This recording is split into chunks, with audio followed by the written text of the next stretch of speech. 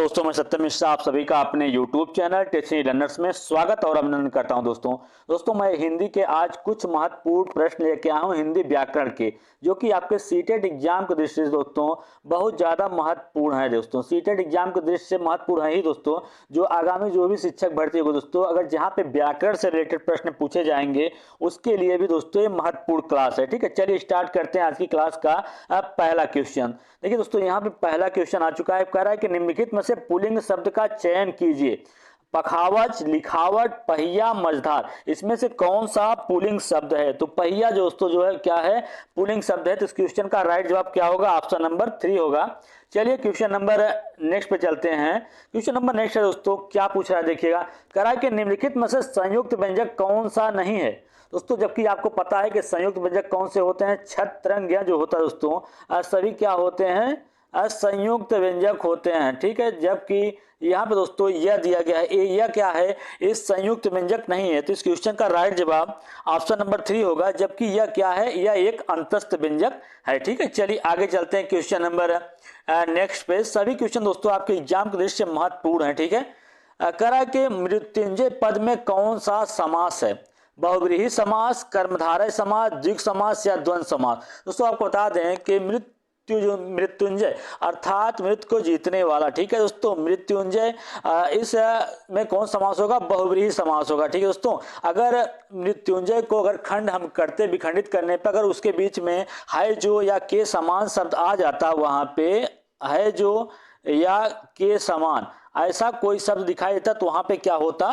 कर्मधारय समास होता। ठीक है, अगर पहला पद क्या होता? संख्यावाचक हो जाता दोस्तों, तो यहाँ पे अगर संख्यावाचक होता तो वहां पे आपका द्विगु समास होता। कौन समास होता? द्विगु समास होता। और दोनों के बीच में दोस्तों दोनों पदों की अगर प्रधानता होती और बीच में योजक चिन्ह लगा होता तो वहां पे द्वंद्व समास होता। तो इस क्वेश्चन का जो राइट जवाब है कि मृत्युंजय में कौन सा समास है, तो यहाँ पे बहुव्रीहि समास है। ठीक है, चलिए आगे चलते हैं क्वेश्चन नंबर नेक्स्ट पे। सभी क्वेश्चन दोस्तों आपके परीक्षा की दृष्टि से महत्वपूर्ण है। आंख लगना, आशंका होना, मृत्यु होना, प्रेम होना या नींद लगना?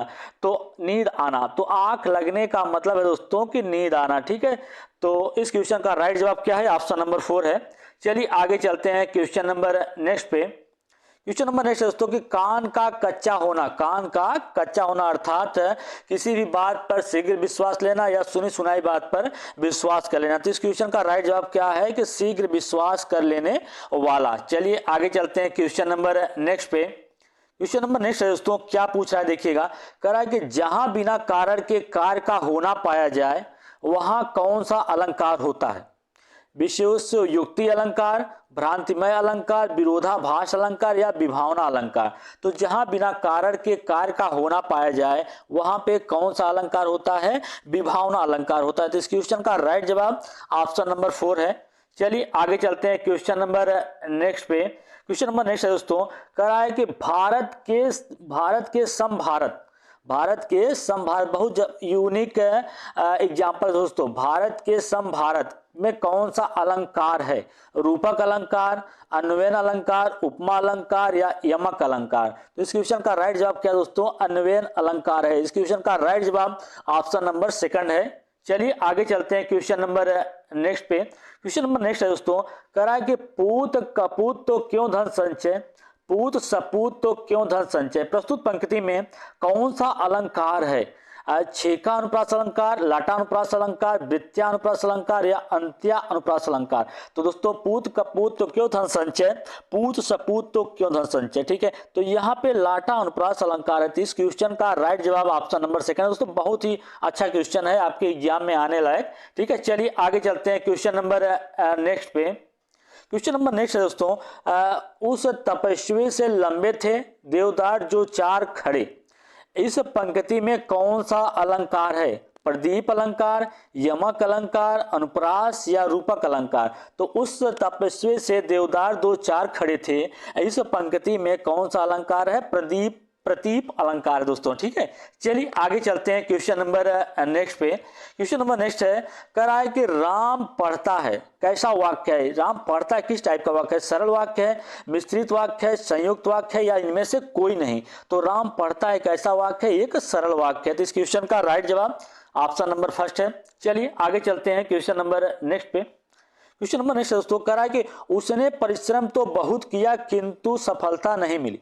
उसने परिश्रम तो बहुत किया किंतु उसे सफलता प्राप्त या सफलता नहीं मिली। तो इसमें कौन सा वाक्य है? सरल वाक्य है, संयुक्त वाक्य, मिश्रित वाक्य, या इनमें से कोई नहीं? तो ये कैसा वाक्य है दोस्तों? संयुक्त वाक्य है। चलिए आगे चलते हैं क्वेश्चन नंबर नेक्स्ट पे। क्वेश्चन नंबर नेक्स्ट है कि यदि सही दिशा में परिश्रम करोगे तो अवश्य सफल हो जाओगे। यदि सही दिशा में परिश्रम करोगे तो अवश्य सफल हो जाओगे। सरल वाक्य है, संयुक्त वाक्य है, इनमें से कोई नहीं, या मिश्रित वाक्य है? तो दोस्तों कैसा वाक्य है? मिश्रित वाक्य है। यदि सही दिशा में परिश्रम करोगे तो सफलता अवश्य मिलेगी या सफल अवश्य हो जाओगे। ठीक है, चलिए आगे चलते हैं क्वेश्चन नंबर नेक्स्ट पे। क्वेश्चन नंबर नेक्स्ट दोस्तों कह रहा है कि निजवाचक सर्वनाम का प्रयोग किस वाक्य में हुआ है? यह मेरी निजी पुस्तक है, आज अपनापन कहाँ है, अपनों से क्या छिपाना, आप भला तो जग भला। तो इस क्वेश्चन का जो राइट जवाब है दोस्तों कि कहाँ पे निजवाचक सर्वनाम का प्रयोग हुआ है, तो ऑप्शन नंबर 4 में हुआ है, आप भला तो जग भला। चलिए आगे चलते हैं क्वेश्चन नंबर नेक्स्ट पे। क्वेश्चन नंबर नेक्स्ट है दोस्तों कह रहा है कि इनमें से अपादान कारक की विभक्ति कौन सी है? से, ने, को, के लिए। तो इसमें से अपादान की विभक्ति कौन सी है? ऑप्शन नंबर फर्स्ट इसका राइट जवाब। अगर पूछ लेता कि संप्रदान कारक की विभक्ति कौन सी है, तो के लिए है, और पूछ लेता करण के लिए कौन सी विभक्ति है, तो को है। ठीक है, चलिए आगे चलते हैं क्वेश्चन नंबर नेक्स्ट पे। क्वेश्चन नंबर नेक्स्ट है दोस्तों कह रहा है कि पाप पूर्ण में कौन सा समास है? द्विग समास, द्वंद्व समास, तत्पुरुष, या कर्मधार है? तो पाप और पूर्ण में दोस्तों जैसा मैंने आपको बताया था कि दोनों पदों की प्रधानता हो और बीच में योजक चिन्ह लगा हो। दोस्तों इस साइन को योजक चिन्ह बोलते हैं। अगर ऐसा साइन लगा हो तो वहां पे क्या होता है? द्वंद्व समास होता है। तो इस क्वेश्चन का राइट जवाब ऑप्शन नंबर सेकंड है। चलिए आगे चलते हैं क्वेश्चन नंबर नेक्स्ट पे। कह रहा है कि पंचवटी में कौन सा समास है? द्विगु समास, द्वंद्व समास, कर्मधारय, या तत्पुरुष? तो पंचवटी में कौन सा समास है? पंचवटी में द्विगु समास है, क्योंकि पहला पद क्या है? संख्यावाचक है। चलिए आगे चलते हैं क्वेश्चन नंबर नेक्स्ट पे। क्वेश्चन नंबर नेक्स्ट है दोस्तों कह रहा है कि कपटी मित्र के लिए सही मुहावरा क्या होगा? दांत काटी रोटी, अक्ल की धूम होना, आस्तीन का सांप, या आबनूस का कुंदा? तो इस क्वेश्चन का राइट जवाब ऑप्शन नंबर 3 होगा। चलिए आगे चलते हैं क्वेश्चन नंबर नेक्स्ट पे। क्वेश्चन नंबर नेक्स्ट है दोस्तों कह रहा है कि इंद्रियों को जीतने वाले के लिए एक शब्द क्या है? दूरदर्शी, दत्तचित्र, या कुशाग्र बुद्धि, जितेंद्री? तो इंद्रियों को जीतने वाले के लिए एक शब्द क्या है दोस्तों? जितेंद्री है। तो इस क्वेश्चन का राइट जवाब क्या है? ऑप्शन नंबर 4 है। चलिए आगे चलते हैं क्वेश्चन नंबर नेक्स्ट पे। कह रहा है कि पवन शब्द का संधि विच्छेद क्या होगा? प प्लस 1 होगा, या प प्लस 1 होगा, या पो प्लस अन, या पौ प्लस अन? तो दोस्तों आपको बता दें कि पवन का संधि विच्छेद क्या होगा? पो प्लस अन होगा। अगर यहाँ पे पावन लिखा होता, ठीक है, यहाँ पे क्या लिखा होता? पावन लिखा होता, तो इसका संधि विच्छेद क्या हो जाता? एक हो जाता। ठीक है दोस्तों, चलिए आगे चलते हैं क्वेश्चन नंबर नेक्स्ट पे। क्वेश्चन नंबर नेक्स्ट है कह रहा है कि पुनर्जन्म शब्द का संधि विच्छेद क्या होगा? पुनर् प्लस जन्म, पु प्लस नरजन्म, पुनर् प्लस आजन्म, या पुनः प्लस जन्म? तो पुनर्जन्म का संधि विच्छेद क्या होगा दोस्तों? पुनः प्लस जन्म। और यह किस संधि का उदाहरण दोस्तों? जैसे दोस्तों आपको पता है कि संधि मुख्यतः 3 प्रकार की, स्वर संधि, व्यंजक संधि और विसर्ग संधि होती है। तो ये किसका उदाहरण है दोस्तों? पुनर्जन्म अगर लिख दिया, पूछ ले किसका उदाहरण है, तो दोस्तों ये विसर्ग संधि का उदाहरण है। ठीक है, चलिए आगे चलते हैं क्वेश्चन नंबर नेक्स्ट पे। क्वेश्चन नंबर नेक्स्ट दोस्तों देखिएगा, कह रहा है कि इत्यादि, इत्यादि शब्द में कौन सी संधि है? यड़ संधि है, गुण संधि, वृद्धि संधि, या दीर्घ संधि? दोस्तों इत्यादि में यहाँ पे यड़ संधि। दोस्तों आपको पता होना चाहिए अगर कोई वर्ड दिया हो और वहाँ पे आधा त के साथ यह लगा हो, ठीक है, तो वहां पे कुछ सोचने की जरूरत ही नहीं हो, वहां पे क्या होता है? यड़ संधि होता है। चलिए आगे चलते हैं क्वेश्चन नंबर नेक्स्ट पे चलते हैं। क्वेश्चन नंबर नेक्स्ट है दोस्तों, कह रहा है कि नाक रगड़ना का क्या अर्थ है? नाक में चोट लगना, दीनता पूर्वक प्रार्थना करना, इज्जत देना या चापलूसी करना। तो नाक रगड़ना का क्या अर्थ होता है? दीनता पूर्वक प्रार्थना करना। इस क्वेश्चन का राइट जवाब ऑप्शन नंबर सेकंड है। चलिए आगे चलते हैं। क्वेश्चन नंबर नेक्स्ट है, कह रहा है कि उन्मूलन का विलोम या उल्टा क्या होगा? उत्थान, उत्कर्ष, रोपण या अवनति। तो उन्मूलन का विलोम दोस्तों क्या होगा? रोपण होगा। तो इस क्वेश्चन का राइट जवाब ऑप्शन नंबर 3 है। चलिए आगे चलते हैं दोस्तों। अगर अभी तक आपने मेरे चैनल को सब्सक्राइब नहीं किया तो मेरे चैनल को एक बार सब्सक्राइब जरूर कर दें और बेल आइकन दबाना ना भूलें, ठीक है। चलिए क्वेश्चन नंबर नेक्स्ट क्या कर रहा है, कालिंदी का पर्यायवाची क्या है? सरस्वती, लक्ष्मी, गंगा, यमुना। तो कालिंदी का पर्यायवाची दोस्तों क्या है? यमुना है, ठीक है। तो इस क्वेश्चन का राइट जवाब ऑप्शन नंबर 4 है। चलिए आगे चलते हैं क्वेश्चन नंबर नेक्स्ट पे। क्वेश्चन नंबर नेक्स्ट दोस्तों, कार के आरंभ में ही बिंदु पड़ना किस मुहावरे का अर्थ है? सिर मारना, सिर पर सेहरा बांधना, सिर मुड़ाते ही ओले पड़ जाना। तो इस क्वेश्चन का राइट जवाब ऑप्शन नंबर 3 है दोस्तों। चलिए आगे चलते हैं। क्वेश्चन नंबर नेक्स्ट है, कह रहा है कि व्युत्पत्ति के आधार पे संज्ञा के कितने भेद होते हैं? 3, 4, 5 या 6। तो व्युत्पत्ति के आधार पे संज्ञा के कितने भेद होते हैं? संज्ञा के 5 भेद होते हैं, ठीक है। चलिए आगे चलते हैं क्वेश्चन नंबर नेक्स्ट पे। क्वेश्चन नंबर नेक्स्ट है दोस्तों, कह रहा है कि हिंदी के शब्दों का लिंग निर्धारण किसके आधार पर किया जाता है? संज्ञा, हिंदी में शब्दों का लिंग निर्धारण किसके आधार पर किया जाता है? प्रत्यय, संज्ञा, क्रिया या सर्वनाम। तो दोस्तों किसके आधार पर किया जाता है लिंग निर्धारण? क्रिया के आधार पर लिंग का निर्धारण किया जाता है। चलिए आगे चलते हैं क्वेश्चन नंबर नेक्स्ट पे। क्वेश्चन नंबर नेक्स्ट दोस्तों, कह रहा है कि कारक के कितने भेद होते हैं? 7, 8, 9, 10। तो कारक के 8 भेद होते हैं, ठीक है। चलिए आगे क्वेश्चन नंबर नेक्स्ट है। क्वेश्चन नंबर नेक्स्ट दोस्तों, क्या करा है कि घ वर्ण का उच्चारण स्थान क्या होगा? घ का उच्चारण स्थान कंठ होता है दोस्तों, ठीक है। क ख ग अंगा और इसके साथ विसर्ग और है और अ वर्ण हो तो वहां पे क्या होता है? कंठ वर्ण कंठ होता है, ठीक है। चलिए आगे चलते हैं क्वेश्चन नंबर नेक्स्ट पे। देखिए दोस्तों कभी कभी पूछ लेता है कि जैसे यहाँ पे ऐसा लिख दिया, पूछ लेगा कि इसका उच्चारण स्थान क्या होता है। तो इसका उच्चारण स्थान दोस्तों क्या होता है? तालु होता है, क्योंकि इसका सूत्र होता है इचू, ऐसा नाम तालु होता है, ठीक है। चलिए आगे चलते हैं क्वेश्चन नंबर नेक्स्ट पे। क्वेश्चन नंबर नेक्स्ट दोस्तों करा कि शुद्ध वर्तनी का चयन कीजिए। अस्पृश्यता, इसमें से कौन सा शुद्ध वर्ण है? ठीक है, तो ये जो ऑप्शन नंबर 4 लिखा गया यही शुद्ध वर्ण है, ठीक है। चलिए आगे चलते हैं क्वेश्चन नंबर नेक्स्ट पे। कह रहा है कि कवि का स्त्रीलिंग, कवि का स्त्रीलिंग क्या होगा? कवियत्री, कवित्री, कवियत्री, कवियत्री। तो दोस्तों इस क्वेश्चन का राइट जवाब क्या होगा? कवि का स्त्रीलिंग क्या होता है? कवियत्री होता है। चलिए आगे चलते हैं क्वेश्चन नंबर नेक्स्ट पे। कह रहा है कि तरड़ी का पर्यायवाची शब्द क्या है? इसकी तरड़ी जो है किसका पर्यायवाची शब्द है? सूर्य का, नाम का, युवती का, नदी का। तो तरड़ी दोस्तों किसका पर्यायवाची है? सूर्य का पर्यायवाची है। चलिए आगे चलते हैं क्वेश्चन नंबर नेक्स्ट पे। सभी क्वेश्चन दोस्तों आपके परीक्षा के दृष्टि से महत्वपूर्ण है। दिए हुए शब्दों में भिन्न अर्थ वाला शब्द क्या है? आत्मजा, भार्या, कन्या, अद्वितीय, अद्वितीय, अद्वितीय है, ठीक है। तो इसमें से भिन्न अर्थ वाला किसका मतलब भिन्न है? तो भार्या का मतलब अलग होता है, ठीक है। चलिए आगे चलते हैं क्वेश्चन नंबर नेक्स्ट पे।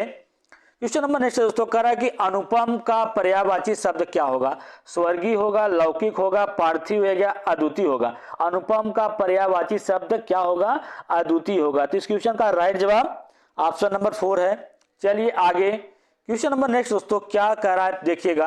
कह रहा है कि मंजूर शब्द का समानार्थी शब्द क्या होगा? अच्छा, पसंद, प्रस्ताव या स्वीकार। तो मंजूर का पर्यायवाची क्या होगा? स्वीकार होगा। चलिए आगे चलते हैं क्वेश्चन नंबर नेक्स्ट पे। क्वेश्चन नंबर नेक्स्ट दोस्तों कह रहा है कि कविताएं सुनी सुनाई जाए में क्रिया है।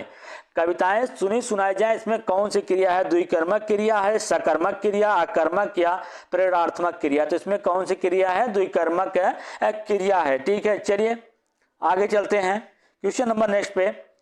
कह रहा है कि अवधि खोपड़ी होने का क्या मतलब होता है? मूर्ख होना, इसमें से कोई नहीं, कुछ निर्णय न कर पाना, कर्तव्य विमूढ़ होना। तो मूर्ख होना, अवधि खोपड़ी मतलब क्या होता है? मूर्ख होना। चलिए आगे चलते हैं क्वेश्चन नंबर नेक्स्ट पे। कह रहा है कि यहाँ से दोस्तों आपसे प्रागैतिहासिक शब्द लिखा गया है, इसमें पूछ रहा है कि किस उपसर्ग का प्रयोग हुआ है, प्राग, प्राग या प्रागैति। तो इसमें प्राग उपसर्ग का प्रयोग हुआ है। चलिए आगे चलते हैं क्वेश्चन नंबर नेक्स्ट पे। क्वेश्चन नंबर नेक्स्ट है दोस्तों, कह रहा है कि बहिष्कार का संधि विच्छेद क्या है। वही प्लस कार है, वही प्लस सकार है, वही आकार है या वही आकार है। तो दोस्तों ये किसका उदाहरण है, अगर पूछ लेता है किसका एग्जाम्पल है तो ये भी क्या है, विसर्ग संधि का एग्जाम्पल है दोस्तों। और इसका संधि विच्छेद क्या होगा, वही प्लस कार होगा। तो इस क्वेश्चन का राइट जवाब क्या है, ऑप्शन नंबर फर्स्ट है। चलिए आगे चलते हैं क्वेश्चन नंबर नेक्स्ट पे। क्वेश्चन नंबर नेक्स्ट दोस्तों कह रहा है कि निस्वार्थ शब्द का उपयुक्त विपरीतार्थी शब्द क्या होगा। अर्थात कहने का मतलब है कि विपरीत शब्द क्या होगा निस्वार्थ का, परोपकारी होगा, स्वार्थी होगा, निस्वार्थी या परार्थी। दोस्तों स्वार्थी होगा। ठीक है, चलिए आगे चलते हैं क्वेश्चन नंबर नेक्स्ट पे। क्वेश्चन नंबर नेक्स्ट दोस्तों क्या कर रहा है पूछेगा, देखिएगा कह रहा है कि घाट घाट का पानी पीना मतलब मारा मारा फिरना, शिक्षा ग्रहण करना या तीर्थ यात्रा करना या अनुभवी होना। घाट घाट का पानी पीना मतलब बहुत ज्यादा अनुभवी होना या अनुभवी होना। इस क्वेश्चन का राइट जवाब ऑप्शन नंबर 4 है। चलिए आगे चलते हैं क्वेश्चन नंबर नेक्स्ट है दोस्तों, कह रहा है कि चौपाई छंद पर आधारित रामायणी के रचनाकार कौन है, बिहारी, रहीम, भूषण या कबीर। तो कौन है, कबीर है। ठीक है, चलिए क्वेश्चन नंबर नेक्स्ट पे चलते हैं। क्वेश्चन नंबर नेक्स्ट दोस्तों क्या पूछ रहा है, अपना पराया में समास। देखिए दोस्तों यहाँ पे दो शब्द दिखे गए हैं और दोनों की अपनी अपनी प्रधानता है और बीच में योजक चिन्ह भी लगा हुआ है। तो यहाँ पे क्या हो जाएगा, द्वंद्व समास होगा। ठीक है, चलिए आगे चलते हैं क्वेश्चन नंबर नेक्स्ट पे। क्वेश्चन नंबर नेक्स्ट है कि शुद्ध वर्तनी का चयन करना, इसमें से कौन सा शुद्ध लिखा गया है। ठीक है दोस्तों, तो इसमें से शुद्ध पहचानना है। अन्वेषण, यही दोस्तों इसमें से शुद्ध लिखा गया, बाकी सभी क्या हैं, अशुद्ध हैं। ठीक है, चलिए आगे चलते हैं क्वेश्चन नंबर नेक्स्ट पे।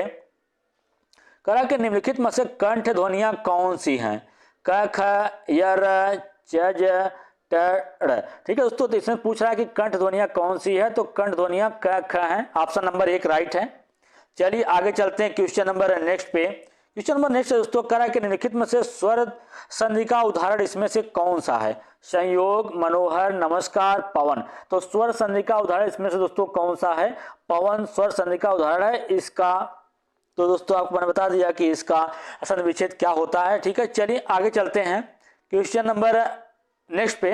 क्वेश्चन नंबर नेक्स्ट दोस्तों कह रहा है कि निम्नलिखित में से रूढ़ शब्द कौन से होते हैं। पता दोस्तों शब्द 3 होते हैं, रूढ़ शब्द, यौगिक और योग रूढ़ शब्द होता है। ठीक है, यहाँ पे पूछ रहा है कि रूढ़ शब्द कौन सा है। ठीक है, वाचनालय, विद्यालय, समतल, पशु। तो दोस्तों इसमें से आप बता दें कि ऐसा शब्द जिसका विखंडन करने पर उसका कोई मतलब या अर्थ न निकले वही रूढ़ शब्द कहलाते हैं। तो इसमें से जो पशु है यही क्या है, रूढ़ शब्द है। ठीक है, चलिए आगे चलते हैं क्वेश्चन नंबर नेक्स्ट पे।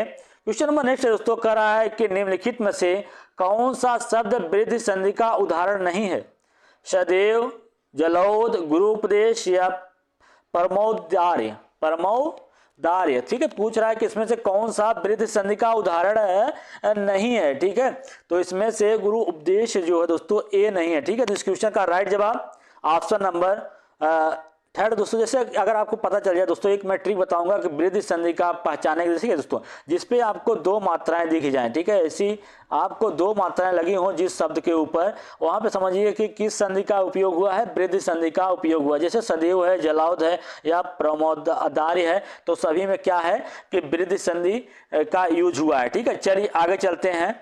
चलिए क्वेश्चन नंबर नेक्स्ट पे चलते हैं दोस्तों। क्वेश्चन नंबर नेक्स्ट क्या कर रहा है, कह रहा है कि स्थान के आधार पे बताइए कि मूर्धन्य व्यंजक कौन सा है, पहला, दूसरा, तीसरा, चौथा। दोस्तों आपको बता दें कि यही जो लिखा गया है ट, ठ, ड, ढ, अड़ वाला जो होता है दोस्तों, यही क्या होता है, मूर्धन्य वाला व्यंजक होता है। तो इस क्वेश्चन का राइट जवाब क्या है, ऑप्शन नंबर 3 है।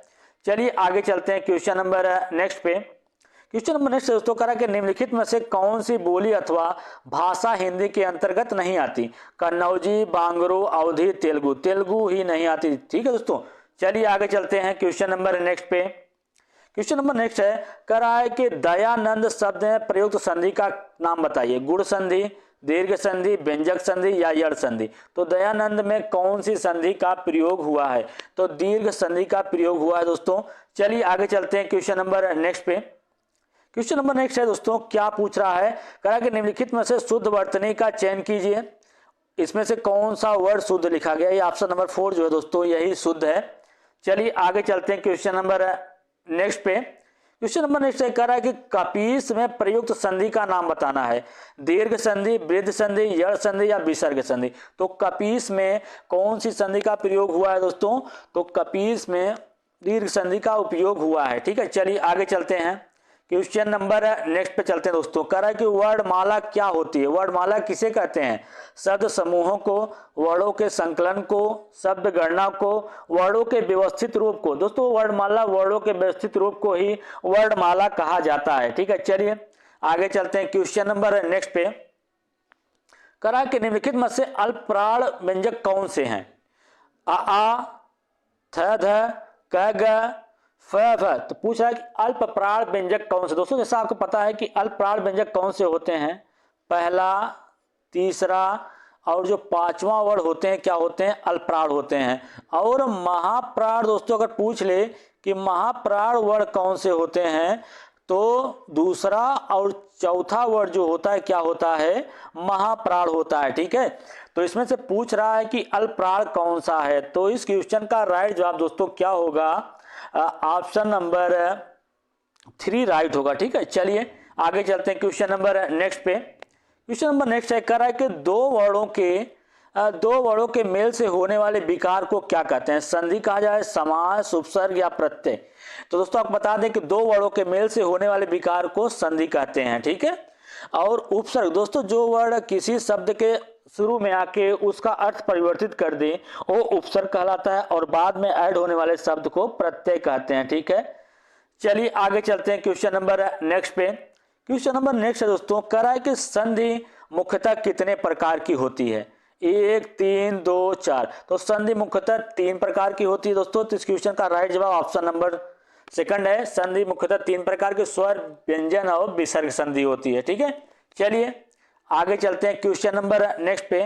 कह रहा है कि सही विलोम शब्द चुनिए। अर्वाचीन का विलोम शब्द क्या है? नव्य है, प्राचीन है या नवीन है या नूतन है? तो इस क्वेश्चन का राइट जवाब दोस्तों क्या है? प्राचीन।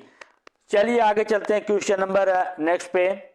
क्वेश्चन नंबर नेक्स्ट है दोस्तों, क्या कह रहा है देखिएगा। कह रहा है कि कपोत शब्द का पर्यायवाची क्या है? परभृत है, पीक है, परावत है या चंचरिक है? तो इस क्वेश्चन का राइट जवाब क्या है? कपोत का पर्यायवाची क्या है? परावत है। चलिए आगे चलते हैं क्वेश्चन नंबर नेक्स्ट पे। क्वेश्चन नंबर नेक्स्ट कह रहा है कि चंद्र संकलंक मुख निसंकलंक दोनों समता कैसी है? ठीक है, उक्त पद में कौन सा अलंकार है? तो इसमें व्यतिरेक अलंकार का यूज हुआ है। ठीक है, चलिए आगे चलते हैं क्वेश्चन नंबर नेक्स्ट पे। क्वेश्चन नंबर नेक्स्ट है दोस्तों, कह रहा है कि निम्नलिखित में से कौन सा शब्द तद्भव है? खेत, त्रिकुटी, नाथ, प्रभु। सभी दोस्तों क्या हैं? तत्सम शब्द हैं, जबकि आपका जो खेत है दोस्तों क्या है? एक तद्भव शब्द है। ठीक है, चलिए आगे चलते हैं क्वेश्चन नंबर नेक्स्ट पे। क्वेश्चन नंबर नेक्स्ट दोस्तों देखिए क्या पूछ रहा है। निम्नलिखित में से कौन सा शब्द देशज है? लाश, धड़ाम, पतलून, औरत। तो धड़ाम शब्द क्या है? एक देशज शब्द है। चलिए आगे चलते हैं क्वेश्चन नंबर नेक्स्ट पे। कह रहा है कि पुलुप्त स्वर कौन सा है इसमें से? ओम दोस्तों, ओम जो लिखा गया है यहाँ पे यही क्या है? पुलुप्त स्वर है। ठीक है, चलिए आगे चलते हैं क्वेश्चन नंबर नेक्स्ट पे। कह रहा है कि ऋग्वेद शब्द का संधि विच्छेद क्या होगा? ऋग प्लस वेद। ऑप्शन नंबर फर्स्ट ही क्या होगा? राइट ऑप्शन होगा। चलिए आगे चलते हैं क्वेश्चन नंबर नेक्स्ट पे। कह रहा है कि ई उ ऊ किस प्रकार के स्वर हैं? तो एक ऐसे स्वर हैं दोस्तों समृद्ध स्वर हैं। ठीक है, चलिए आगे चलते हैं क्वेश्चन नंबर नेक्स्ट पे। क्वेश्चन नंबर नेक्स्ट दोस्तों देखिएगा क्या कह रहा है। कह रहा है कि निम्नलिखित में से नव्य तत्पुरुष समास का एग्जाम्पल कौन सा है? अनभिज्ञ है, अनुकूल है या गंगा जल है, धर्माधर्म है? तो अनभिज्ञ जो दोस्तों यही क्या है? नव्य तत्पुरुष समास का उदाहरण है। ठीक है, चलिए आगे चलते हैं क्वेश्चन नंबर नेक्स्ट पे। यड़ संधि का उदाहरण पूछ रहा है दोस्तों। यड़ संधि का उदाहरण कौन सा? जैसा दोस्तों मैंने आपको बताया, अगर आपको कहीं पे आधा त के साथ यह दिख जाए तो वही क्या होगा? यड़ संधि का उदाहरण। तो इस क्वेश्चन का राइट जवाब ऑप्शन नंबर सेकंड है। चलिए आगे चलते हैं ठीक है दोस्तों, आज के लिए इतना ही। अगर आपको मेरा वीडियो अच्छा लगे तो लाइक शेयर और सब्सक्राइब जरूर करिए दोस्तों। इसी तरीके से अन्य वीडियो के साथ मैं फिर मिलूंगा, तब तक के लिए धन्यवाद।